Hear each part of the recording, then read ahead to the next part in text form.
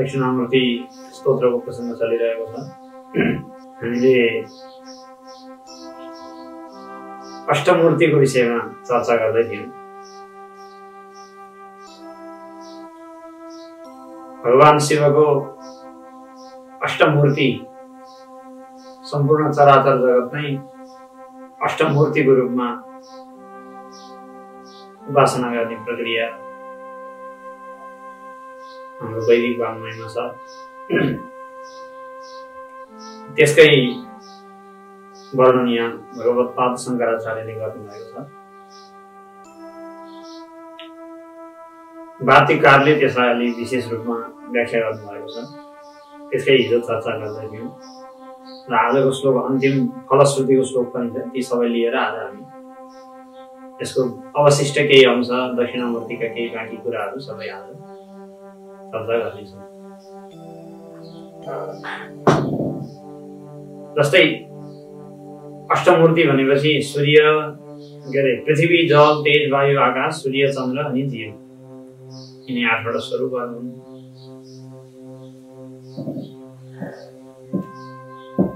यसले चाहिँ परमात्मा सारा संसारको रूपमा अभिव्यक्त हुनुभएको हो। सारा संसार नै ईश्वरको मूर्ति हो भन्ने कुरो देखाए। भागवतमा पनि यस्तै शैलीको भनाइ पाइन्छ। खं वायुमग्निं सलिलं महिं च ज्योतिंसि सत्त्वानि दिशो द्रुमादीन् सरित् समुद्राश्च हरिः शरीरं यत्किञ्च भूतं प्रणमेदनन्यः। खं वायुम अग्निं सलिलं महिं पृथ्वी जल तेज वायु आकाश ज्योतिंसि सत्त्वानि दिशो द्रुमादीन् दिशा विदिशा रूप बिरुवा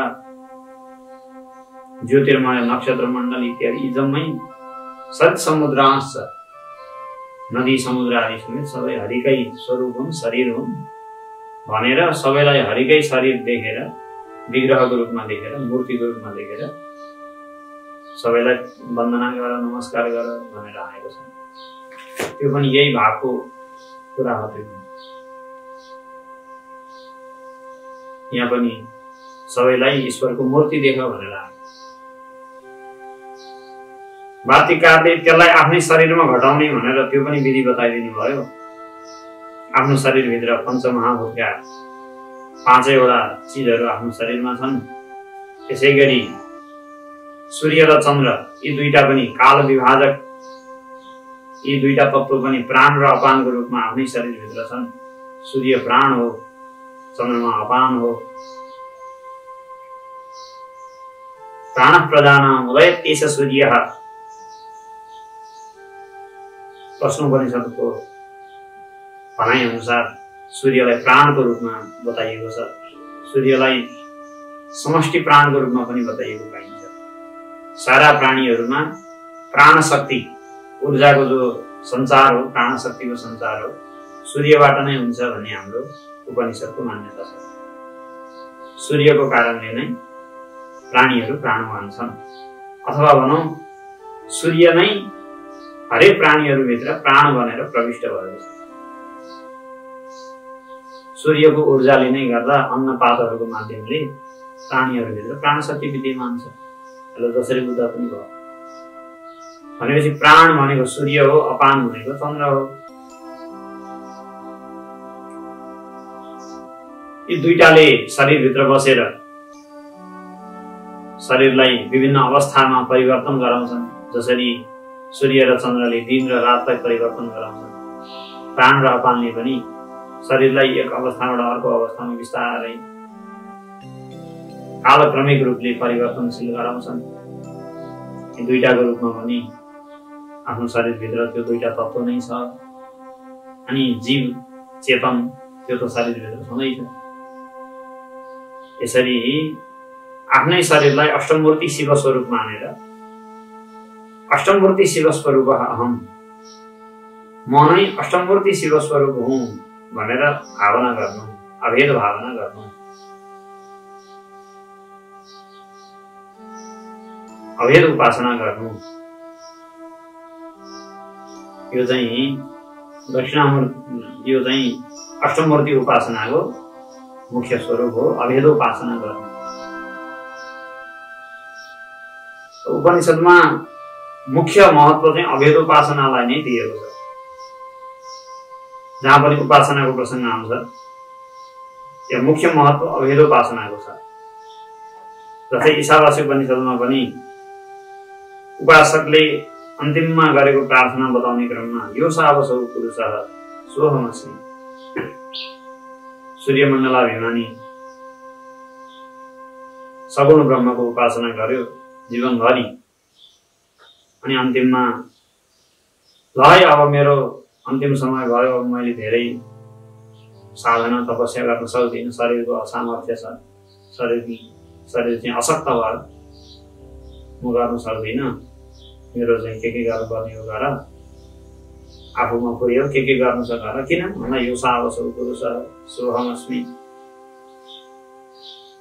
जुन असौ टाढा उहाँ सूर्यमण्डलाभिमानी टाढा बसेको पुरुष हो ईश्वर, मेरो उपास्य तत्व सोऽहमस्मि त्यही नै म हुँ भनेर अभेदको अनुसन्धान अभेदको भावना उपनिषदमा आउँछ। अभेदोपासना यसरी अभेदोपासनाद्वारा चित्तलाई शान्त र स्थिर बनाइसकेपछि अनि वाक्यकार भन्नुहुन्छ त्यसपछि अनि अभेद ज्ञानका लागि, यो त अभेदको भावना हो,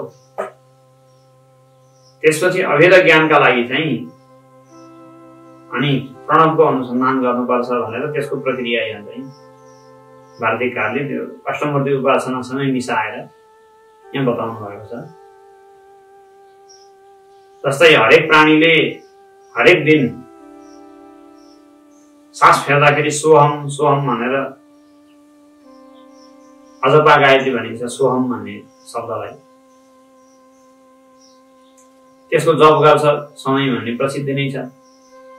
सास लिँदाखेरि यसरी सास तान्दाखेरि सो भन्छ, सासको शब्द लगभग सो जस्तो हुन्छ, अनि बाहिर फल्दा गर्दाखेरि हम भने जस्तो लाग्छ, सोहम सोहम सोहम भन्छ, त्यही म हुँ त्यही म हुँ त्यही म हुँ, जो शिव हो त्यही म हुँ, सृष्टि सुरु हुनुभन्दा पहिले शरीरमा तादात्म्य हुनुभन्दा पहिले जो शिव थियो त्यही म हुँ भन्छ, सधैँ भनिरहेको छ।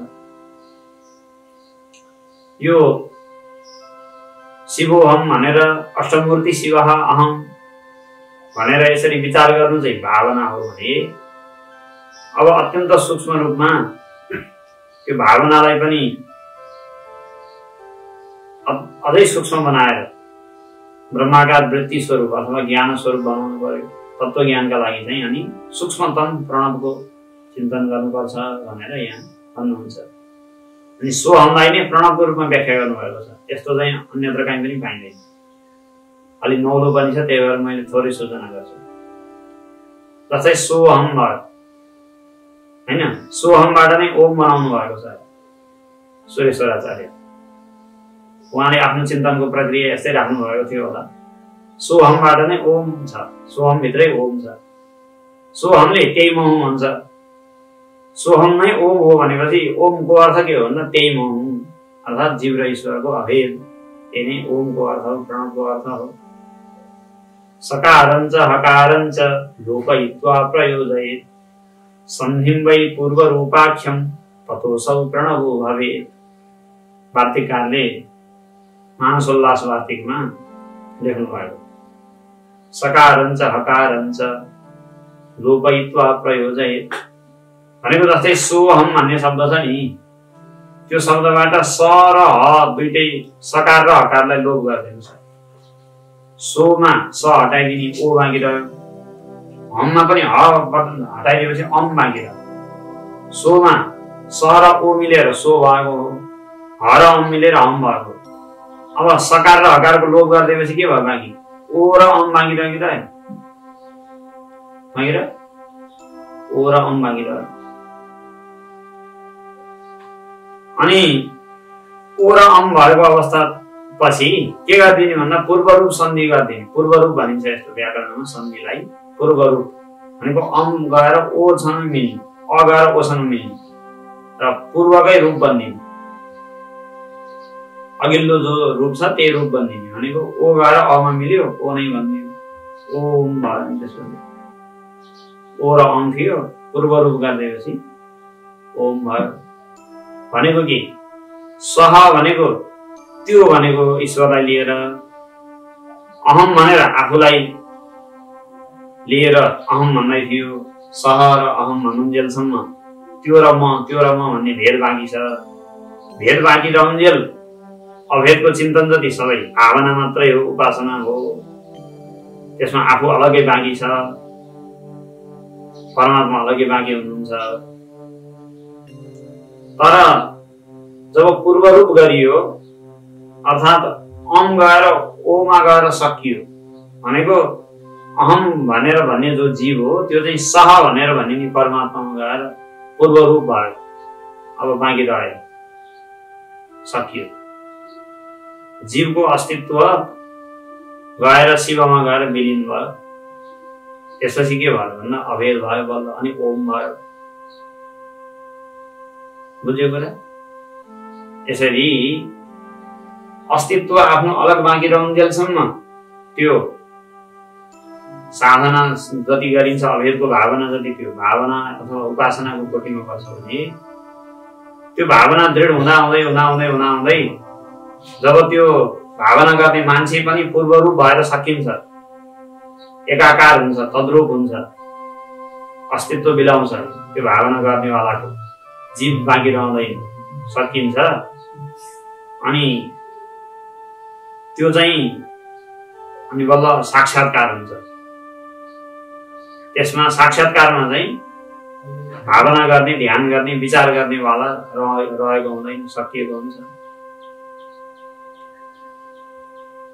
पूर्व रूप भनेको आफ्नो वास्तविक स्वरूप, पूर्व रूप गरिदिने भने व्याकरणको सूत्रले पूर्व रूप भनेको आफ्नो पुरानो जो रूप हो त्यहीमा गएर मिल्ने। जीव त पछि आएको रूप हो। इन्द्रियको कारण, अन्तःकरणको कारण जीव भाव आएको हो। पूर्व रूप भयो अर्थात् पुरानै रूपमा गयो। शरीरमा तादात्म्य हुनुभन्दा पहिला, अन्तःकरणमा तादात्म्य हुनुभन्दा पहिला जे रूप थियो त्यही गयो, शिव रूप नै भयो। यसरी अष्टमूर्तिको उपासना नै शरीरभित्र, शरीर अष्टमूर्तिको रूपमा उपासना गर्दै अनि अन्तिममा फेरि प्रणवको उपासनामा गएर प्रणव अर्थ चिन्तन गर्ने क्रममा आफ्नो अस्तित्वलाई परमात्मामा लीन गर्ने अनि सकिने, यो क्रमले बिस्तारै उपासना हुँदै हुँदै अन्तिममा तत्त्वज्ञानमा पुग्ने प्रक्रिया चाहिँ यहाँ बताएको छ। उपासनाद्वारा चित्त शान्त गर्यो, पाप इत्यादिलाई नाश गर्यो, अनि सूक्ष्म भयो मन, अनि बल्ल त्यसले चाहिँ अभेद भावमा पुग्न सक्यो। चित्त स्थूल हुन्जेलसम्म त्यो अभेद भावमा पुग्न सक्दैन। त्यही भएर सुरुमा नै त्यसलाई अभेदको उपदेश गरेको काम छैन। सुरुमा त अन्य विभिन्न चिजहरू उपदेश गर्नु, साधनाका चिजहरू। अब कोही उपासनामा पनि, अभेद उपासनामा पनि योग्य नभएको, अधिकारी नभएको मान्छे नै हुन सक्छ। उता अभेद उपासना भन्ने कुरै जल्दैन, नचल्न पनि सक्छ, अधिकार नपुगेर पनि हुन सक्छ। त्यसलाई त अब विभिन्न अरू पनि गतिविधि बनाउनु पर्छ। निष्काम कर्मको उपासना उपदेश गर्नु पर्यो, योगाभ्यास बताइदिनु पर्यो, उसलाई प्राणायाम इत्यादि सारा प्रक्रिया बताएर धेरै लामो यसो गर बाबु भन्नुपर्छ। उसलाई अभेद उपासना बतायो भने यति गरेर कहाँ हुन्छ भन्छ।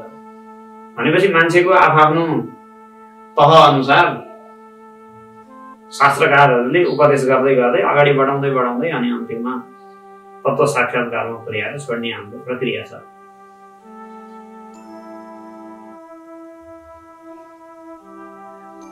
यसरी जसले आफूलाई अज्ञान अवस्थामा अथवा मायाद्वारा विशिष्ट भएर अष्टमूर्तिको रूपमा आफूलाई प्रकट गर्नु भएको छ र त्यसको द्रष्टा भएर पनि जो बस्नु भएको छ र विचार गरेको खण्डमा चाहिँ त्योभन्दा बाहेक, अद्वितीय शिव तत्त्वभन्दा बाहेक अर्को कुनै पनि वस्तु संसारमा छैन त्यस्ता दक्षिणामूर्ति गुरुमूर्ति शिवलाई वन्दना गर्छु भनेर त्यो श्लोकमा भएको थियो। अब यो दक्षिणामूर्ति स्तोत्र अनि यो उपासना प्रक्रिया, यसमा आएका वेदान्तका सारा विषयहरू अत्यन्तै महत्त्वपूर्ण प्रसङ्गहरू छन्। फलश्रुतिको श्लोकमा भाष्यकार भन्नुहुन्छ सर्वात्मत्वमिति स्फुटीकृतमिदं यस्मादमुस्मिन् स्तवे तेनास्य श्रवणात् तथार्थमननात् ध्यानात् च संकीर्तनात् सर्वात्मत्वमहाविभूतिसहितं स्यादीश्वरत्वं स्वतः सिद्ध्येत् तत्पुनरष्टधा परिणतं चैश्वर्यमव्याहतम्। यो स्तोत्रमा के गरिएको छ भन्दा सर्वात्मत्वं स्फुटीकृतम्। यो स्तोत्रमा चाहिँ सर्वात्मत्वलाई स्पष्ट रूपमा स्फुटीकृत, स्फुट भनेको स्पष्ट, स्फुटीकृतम स्पष्ट बनाइएको छ। सर्वात्मा सबै त्यही एउटै तत्व हो भन्ने कुरा, जे सर्वको रूपमा देखिएको छ, सबै संसारको रूपमा जे देखा परेको छ त्यो एउटै तत्व हो भन्ने कुरा सर्वात्मत्वलाई यहाँ बताइएको छ। जस्तै अष्टमूर्तिको रूपमा बताइयो। अनि अघिल्ला प्रसङ्गहरूमा पनि सारा घटपटादी भित्र सच्चित आनन्द रूपले त्यही तत्व प्रकाशित भएको हो। मायाद्वारा देश र कालको विभाजन गरेर अनन्त द्वैतको रूपमा त्यही देखा परेको, बारम्बार त्यही कुरा आइरहेको छ। माया कल्पित देश काल कलना वैचित्र्य चित्रीकृतम। अथवा सपनामा स्वप्नद्रष्टाको चित्त नै विभिन्न आकारमा परिणत भए जस्तो यो संसार पनि त्यही परमात्माकै इच्छाको विस्तार हो भनेर पनि आयो स्वप्नको दृष्टान्तले। बारम्बार सर्वात्मत्वकै स्पष्टीकरण यहाँ गरिएको छ। आफूसहित जगत ईश्वरकै रूप हो भन्ने कुरालाई भनिन्छ सर्वात्मत्व। आफूलाई बाँकी राखेर सारा जगत ईश्वरकै रूप हो भनेर भनुन्जेल चाहिँ त्यो द्वैत भक्ति हुन्छ।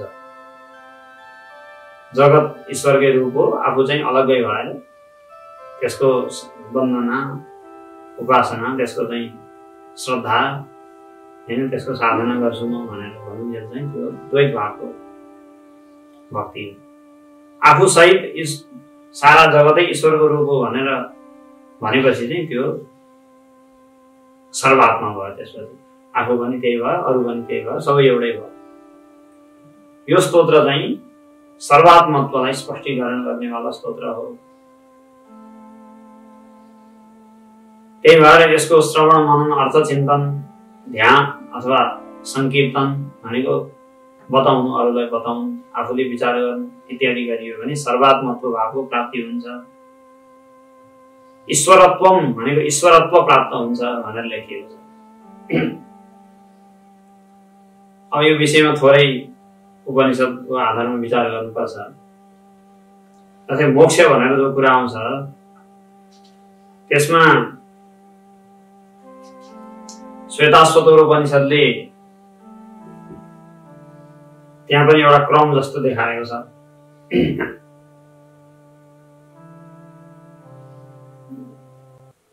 ज्ञात्वा देवं सर्वपाशप्रहाणिः क्षीणैः क्लेशैर् जन्म मृत्यु प्रहाणिः तस्याभिध्यानात् तृतीयं देहभेदी विश्वैश्वर्यं केवल आप्तकामः। यहाँ दक्षिणामूर्तिको अन्तिमको श्लोक चाहिँ लगभग यही श्वेताश्वतरकै मन्त्रको आधारमा बनाएको हो जस्तो लाग्छ। त्यहाँको कुरासँग यहाँको कुरा मिल्छ। ज्ञान र ध्यानको फल के हो? ज्ञानको फल के हो, ध्यानको फल के हो? दुईटा चाहिँ चीजहरू अलग अलग छन्। जसलाई उपनिषदले देखायो ज्ञात्वा देवं सर्वपाशप्रहाणिः क्षीणैः क्लेशैर् जन्म मृत्यु प्रहाणी भनेको परमात्मालाई यदि जान्यो भने चाहिँ देवम भनेको परमात्मा ब्रह्म तत्व जान्यो भने ज्ञानद्वारा चाहिँ सर्वपाश सबै थरी पास, अविद्या अस्मिता राग द्वेष अभिनिवेश पञ्चक्लेश आदि भयभरका सबै नष्ट हुन्छन्। पास ती जम्मै नष्ट भएपछि जन्म मृत्युको चक्रै छोड्छ, स्वाट्टै मुक्त भयो। तत्त्वज्ञान भएपछि चाहिँ अविद्या नै नष्ट हुन्छ, मोक्ष भएको सकियो। तत्त्वज्ञान भएको फल हो। तत्त्वज्ञान भएको छैन, ध्यानसम्म चाहिँ गर्छ। तर ध्यान गर्ने भनेर ध्यान भनेको के? ध्यान भनेको अभेद भाव भनेको। वेदान्तको ध्यान भनेको अभेद भावलाई भनिन्छ ध्यान। शिवोहम भन्ने भाव, म त्यही शिव हुँ भन्ने चिन्तन, त्यसलाई भनिन्छ ध्यान। अभेद भाव भनेको सिधा शिवोहम भन्ने भावना गर्नु। त्यही सर्वात्मा जो तत्व हो, परमात्मा तत्व सबैतिर व्याप्त भएको, सारा संसार गरी छताछुल्ल व्याप्त भएको जो चिज छ त्यही म हुँ भनेर चिन्तन गर्नलाई भनिन्छ ध्यान। जब यो चिन्तन गर्छ, यो चिन्तनको फल चाहिँ के हो भन्दाखेरि तस्याभिध्यानात् तृतीयम देह भेदी तृतीयम विश्वैश्वर्यम भनेको छ। तृतीयम विश्वैश्वर्यम अनि केवल आप्तकामः, ध्यान गर्नुको फल चाहिँ तृतीयम विश्वैश्वर्यम, तेस्रो प्रकारको विश्वैश्वर्य प्राप्त हुन्छ। अनि त्यसपछि केवल भएपछि फेरि आप्तकाम भएपछि केवल आफ्नो स्वरूपमा बस्छ भनेको छ। बुझिन्छ, त्यस्तो गाह्रो छैन। विश्वैश्वर्यलाई तेस्रो भनेर भन्यो। तेस्रो भनेको चाहिँ के भने सामान्य उपासनाले विराट भावलाई प्राप्ति गराउँछ। जसले सूर्य चन्द्र अग्निको उपासना हुन्छ, हवन गर्ने ऋषिमुनिहरू धेरै जसो अग्निका उपासक, सूर्यको, पानीको उपासना, जलको उपासना गर्ने, जलमा नै चित्तलाई एकदम एकाकार बनाउने, लय गराउने, त्यसमै पानी हेर्दा हेर्दै पानीमै सकिने, आफ्नो चेतना त्यसमै एकदम हराउने खालको हुन्छ नि। कविहरू विशेष गरी त्यस्ता नि देखिन्छ। देवकोटाको सुनिन्छ चन्द्रमा उदाएको हेर्दा हेर्दै रातभरि हेरेको हेरे हुन्थ्यो अरे। त्यो भनेको चन्द्रमामा मन लिन गराएको त हो नि। विशेष साहित्यकारहरूमा पनि यस्तो देखिन्छ कि नदीमा, सूर्यमा, चन्द्रमा आफ्नो मनलाई एकाकार बनाउने उपासनाको वैदिक प्रक्रिया पनि छ। कसरी उपासना गर्ने, अग्निको उपासना, त्यो पनि लगभग मनलाई एकाकार बनाउने नै मुख्य हो। त्यसमा अलिअलि प्रक्रियामा थोरै अन्तर होला, तर मुख्य लक्ष्य चाहिँ मनलाई त्यसमा एकाकार बनाउने नै। यस्तो जो अग्नि, वायु, सूर्य, चन्द्र इत्यादिको उपासना छ, त्यसमा मन एकाग्र बनाएर उपासना गर्नाले चाहिँ विराट भावको प्राप्ति हुन्छ। विराट भन्छ त्यो। विराट भनेको भूर्भुवः स्वः, तीन लोक नै जसको शरीर हो त्यो विराट। जसरी हाम्रो चाहिँ यो शरीर छ, हाड छाला मासुले बनेको शरीर छ, 60-65 किलोको चाहिँ छ भनौँ न। त्यसलाई जसरी हामीले आफ्नो शरीर म भनेर बसेका छौँ, त्यस्तै यो भूर्भुवः स्वः तीनटा लोकलाई नै जसले म भनेर भन्छ, तीनटा लोक नै जसको शरीर हो त्यो विराट पुरुष छ। उपासना गर्ने मान्छे पहिलो विश्वैश्वर्य भनेको चाहिँ पहिलो ऐश्वर्य के हो त भन्दा ऊ विराट भावमा पुग्छ। म विराट हुँ भन्छ उसले, विराटमा गएर मिल्छ भनौँ न। केही समय उपासनाको कतिको बलियो छ उसको भावना, त्यही अनुसार गएर विराटमा मिल्छ। र प्रकृतिमा लिन भएको थियो नि उसको चित्त, नभन्दै प्रकृतिका 3 लोकभरिको सारा विशेष त्यत्रो ठुलो परिधि भएको सम्पूर्ण, त्यसैलाई म भनेपछि ठुलो भयो नि त, सामान्य भयो त। पृथ्वी अनि देखि स्वर्गसम्म जताततै म व्याप्त छु भन्ने बोध हुनुभयो। सामान्य ऐश्वर्य त होइन यो त। त्यो त सामान्य सिद्धि भन्दा त कति माथिको कुरा हो, कति माथिको कुरा, धेरै माथिल्लो कुरा हो विराट भावको प्राप्ति। त्यो पहिलो ऐश्वर्य भयो। त्यसपछि अलि अझै गहिरो उपासना गरेको हो, मनको चिन्तन अझै गहिरो भावना गरेको हो भने त्यसबाट चाहिँ हिरण्यगर्भको भावलाई प्राप्त गर्छ। त्यो चाहिँ दोस्रो ऐश्वर्य भयो। विराट भनेको चाहिँ भूर्भुवः स्वः, तीनटा लोकभरि व्याप्त, त्यसलाई विराट भनिन्छ। अनि हिरण्यगर्भ भनेको चाहिँ यो सारा ब्रह्माण्ड भरि व्याप्त भनौँ न। सप्त के 3 लोक के 14 भुवन के कति भनिन्छ नि, तल अतल वितल सुतल रसातल तलातल महातल पाताल भूर्भुव स्वर महर जनस तप सत्यम, यसरी 14 भुवन व्यापी 14 भुवन भरि व्याप्त भएको अर्थात् एउटा सम्पूर्ण ब्रह्माण्ड। त्यो ब्रह्माण्ड सम्पूर्ण एउटा जो ब्रह्माण्ड हो त्यो नै जसको शरीर हो, त्यो ब्रह्माण्ड भरि जसले तादात्म्य भाव गर्छ, अहम भनेर त्यो ब्रह्माण्ड भरिकोलाई जसले म भन्छ, त्यस्तोलाई भनिन्छ हिरण्यगर्भ। हिरण्यगर्भको शरीर भनेको अण्ड नै शरीर हो, ब्रह्माण्ड नै शरीर हो। विराटको चाहिँ यो स्थूल लोकहरू, यो भूर्भुव स्व स्थूल लोकहरू त हो, अरू स्वर्ग आदि लोक त सूक्ष्म छन् क्या। स्थूल लोकहरूसम्म चाहिँ विराटको शरीर हो। स्थूलदेखि सूक्ष्मसम्म जम्मै ब्रह्माजी चाहिँ हिरण्यगर्भ, जसलाई पुराणहरूमा ब्रह्माजी भनेर बताएको छ। भनेपछि दोस्रो विश्व ईश्वरीय भनेको चाहिँ हिरण्यगर्भको भावलाई प्राप्त गर्छ विशेष उपासनाद्वारा। अनि यदि शिवोहम भन्ने भाव गरेर ईश्वरकै रूपमा चाहिँ ईश्वरसँगै अभेद उपासना गरेको हो भने, यो नदीलाई सूर्यलाई उपासना गरे जस्तो होइन कि सिधै जगतकर्ता जो परमात्मा तत्त्व हो त्यसैसँग आफ्नो अभेद भाव गरेर दृढ भावना यदि गरेको हो भने चाहिँ त्यसबाट अनि अन्तिमको ऐश्वर्य भनेको विश्व ऐश्वर्य ईश्वरसँगै गएर मिल्यो, ईश्वरमै गएर मिल्यो। त्यो चाहिँ स्थूल सूक्ष्म र कारण तिनटैको अभिमानी हो ईश्वर। विराट चाहिँ स्थूल मात्रैको अभिमानी हो, स्थूलमा उसको तादात्म्य छ। हिरण्यगर्भ चाहिँ स्थूल सहित सूक्ष्मको समेत अभिमानी हो, त्यो दुईटैमा उसको तादात्म्य छ। भने ईश्वर भनेपछि चाहिँ स्थूल सूक्ष्म कारण अर्थात् सम्पूर्ण, त्योभन्दा बाँकी केही नै रहेन। स्थूल सूक्ष्म र कारण सम्पूर्णकै अभिमानी, साराको अधिष्ठाता, सबैको अन्तिम भाव चाहिँ ईश्वर भाव भयो। कारण मायामा पनि उसको चाहिँ अभिमान छ। अभिमान भनेको त्यसलाई उसले चाहिँ नियन्त्रित राख्छ। जस्तै जीव भनेको के हो भन्दा यो स्थूल शरीरको अभिमानीलाई हामी जीव भन्छौँ। यो स्थूल शरीरलाई जसले म भनेर चलाउँछ, आफ्नो चाहिँ नियन्त्रणमा राख्छ, आफूले भने अनुसार कहाँ जाने हो, कहाँ बस्ने हो, के गर्ने हो, सबै आफ्नो नियन्त्रणमा बस्छ।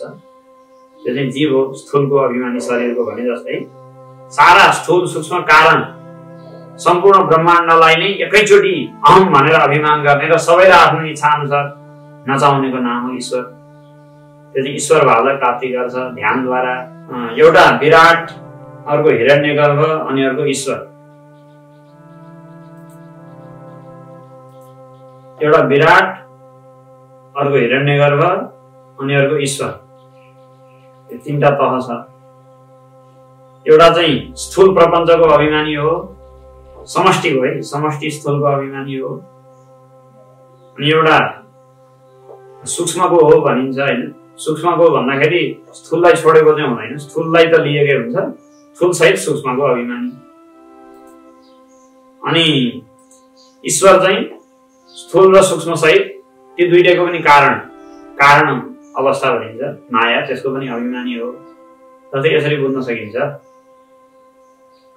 अहिले स्थानीय तह अनि प्रदेश अनि त्यसपछि केन्द्र भनिन्छ नि, ठ्याक्कै यस्तै छ। अब स्थानीय तह भनिन्छ, नगरपालिका गाउँपालिका के छ, त्यहाँभरिको सबै सारा चाहिँ सरकार मै हुँ भन्छ। स्थानीय सरकारै भन्ने नाम छ, सरकारै भनेको छ त्यसलाई। त्यो सबैको उसले चाहिँ शासक कसलाई ठान्छ भन्दा आफूलाई म शासक हुँ भन्छ त्यसले। त्यो एउटा स्थानीय तहभरिको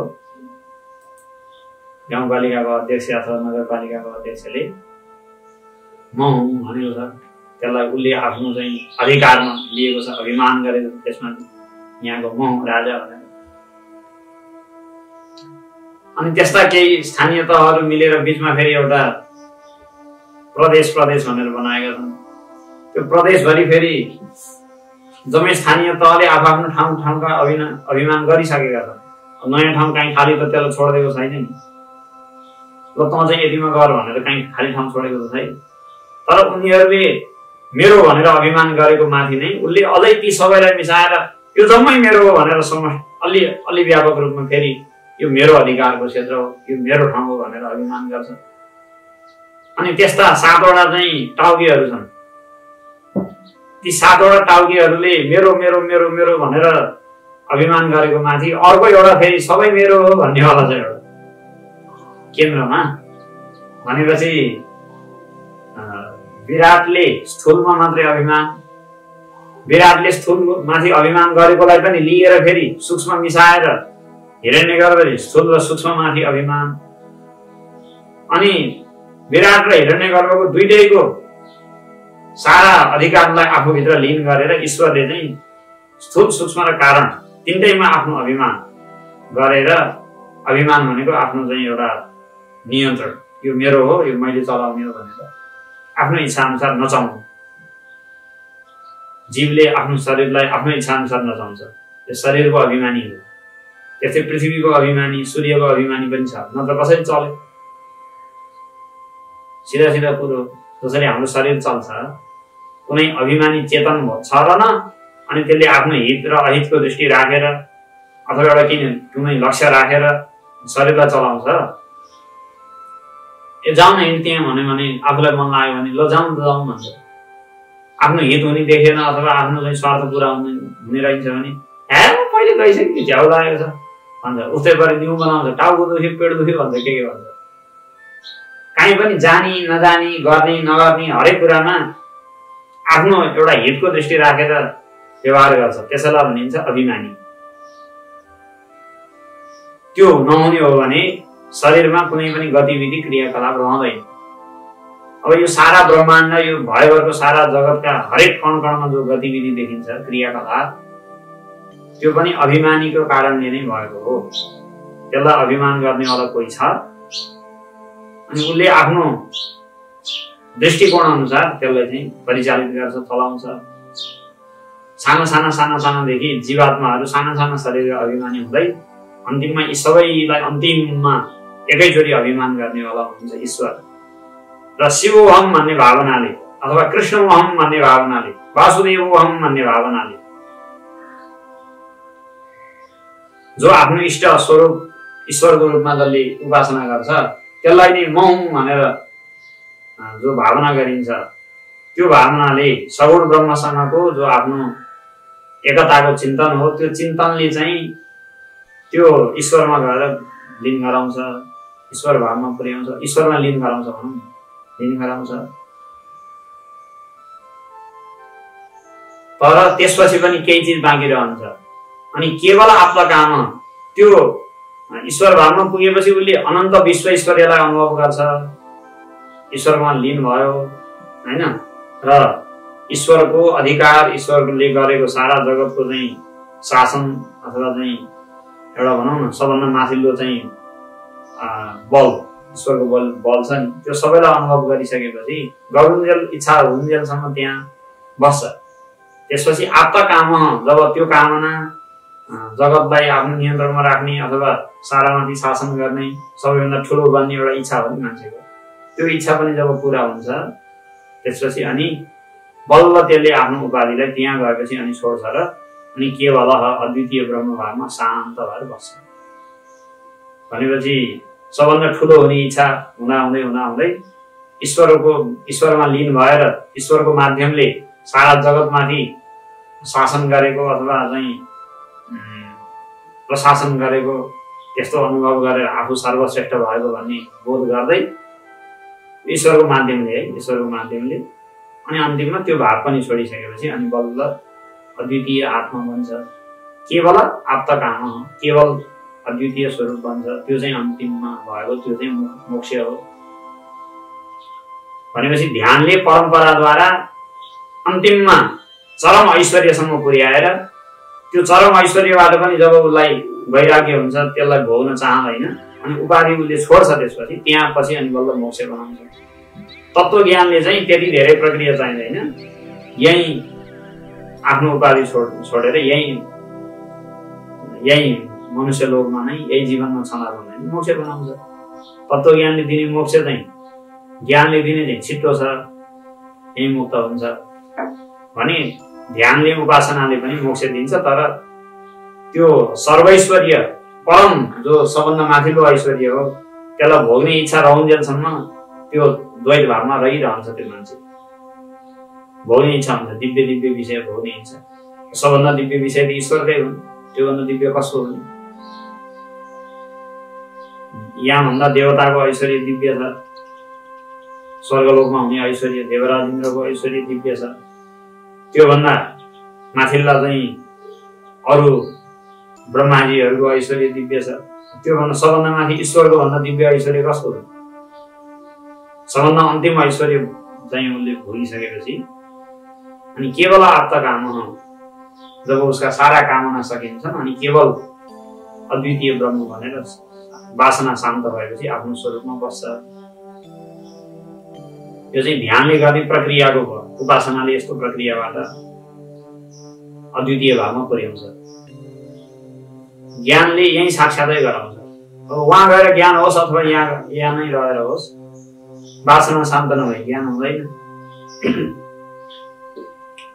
भनेपछि वासना शान्त हुनुकै मुख्य चाहिँ त्यसमा मुख्य भूमिका वासना शान्त हुनुको नै छ। त्यही कुरा यहाँ बताउनु भयो भाष्यकारले। सर्वात्मत्व महाविभूति सहितम स्यात् ईश्वरत्वम स्वतः। यहाँ सर्वात्म भावको वर्णन गरिएको छ यो स्तोत्रमा। त्यही भएर यो स्तोत्रको अर्थलाई कसैले चिन्तन गर्छ, मनन गर्छ भने सर्वात्मा शिवको वर्णन गरिएको हुनाले सर्वात्मा शिवमा नै ईश्वर जो सारा जगतका रचयिता हुनुहुन्छ त्यहाँ शिवमा नै गएर त्यो चाहिँ एक भएर बस्छ। तर अभिन्न हुन सकेको हुँदैन। मिल्यो तर अद्वितीय बन्न सकेको चाहिँ छैन। त्यहाँ घुस्नु त घुस्यो, तर अभिन्न बनेर मिल्न चाहिँ वासना रूपी उपाधिलाई छोड्नुपर्छ, बल्ल अभिन्न बन्छ। स्यादिश्वरत्वं स्वतः सिद्धेत् तत्पुनरष्टधा परिणतम् ऐश्वर्यमव्याहतम्। अनन्त ऐश्वर्य पनि प्राप्त गर्न सक्छ। यो ध्यानको फल हो। तत्त्वज्ञानको फल त बताउनै परेन। सिधै ब्रह्म बनिगयो, ईश्वरको पनि आत्मा भयो।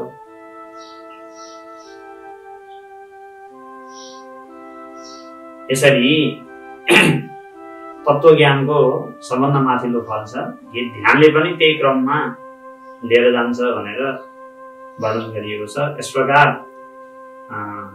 भगवान शङ्कराचार्यले आफ्ना गुरु गौडपादाचार्य, आफ्ना गुरु गोविन्द पादाचार्यलाई समाधि अवस्थामा एउटा दक्षिणामूर्ति शिवकै स्वरूपमा उपासना गरेर स्तोत्र अथवा उहाँको चाहिँ महिमा गान गरेर दक्षिणामूर्तिको रूप के हो, उहाँको शैली के हो, उहाँको व्याख्या गर्ने चाहिँ भाषा के हो, यी सबै कुराहरूलाई लिएर अद्वितीय शिव तत्त्वको वर्णन गर्नुभएको छ। त्यसैले हामी दक्षिणामूर्ति स्तोत्र भनेर बुझ्छौँ।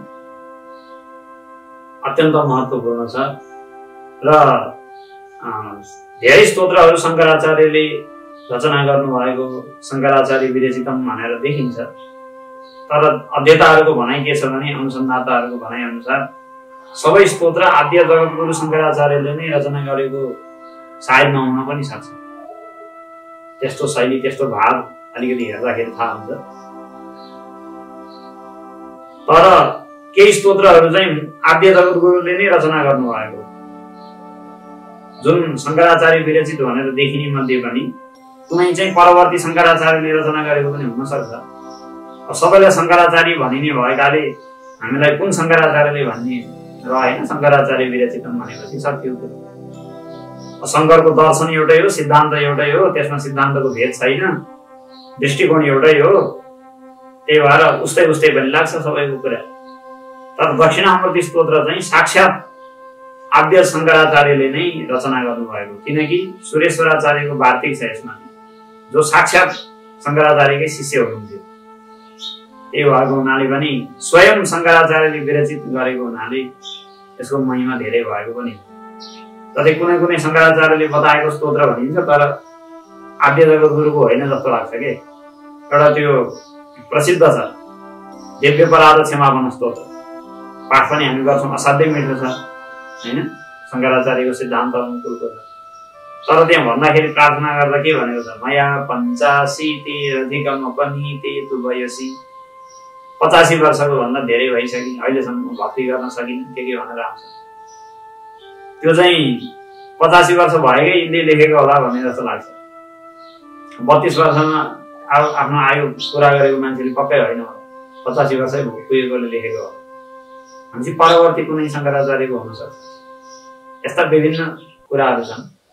तर यो चाहिँ साक्षात आद्य जगद्गुरु भगवत्पाद शङ्कराचार्यले नै रचना गर्नुभएको हो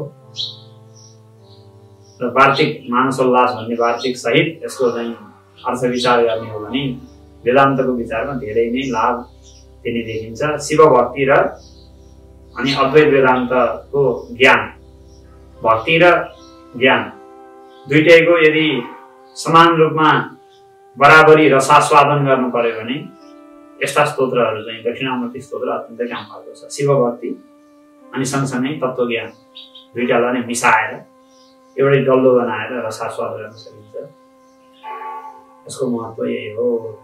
ओम पूर्णमदः पूर्णमिदं पूर्णात् पूर्णमुदच्यते पूर्णस्य पूर्णमादाय पूर्णमेवावशिष्यते।